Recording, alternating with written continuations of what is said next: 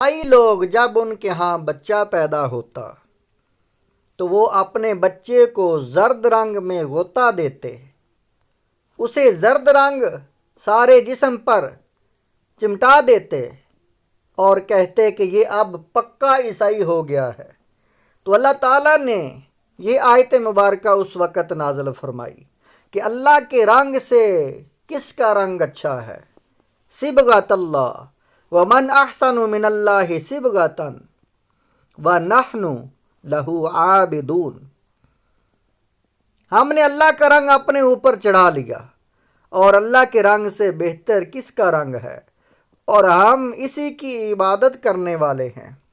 صبغۃ اللہ، اللہ کا رنگ، جس طرح رنگ کپڑے کے ظاہر و باطن میں سرایت کر جاتا ہے، اس طرح اللہ تعالیٰ کے دین کے سچے عقائد ہمارے رگ و پے میں سما گئے ہیں۔ ہمارا ظاہر و باطن اس کے رنگ میں رنگ گیا ہے۔ ہمارا رنگ ظاہری رنگ نہیں جو کچھ فائدہ نہ دے، بلکہ یہ نفوس کو پاک کرتا ہے۔ ہر ظاہر میں اس کے آثار ہمارے اعمال سے نمودار ہوتے ہیں۔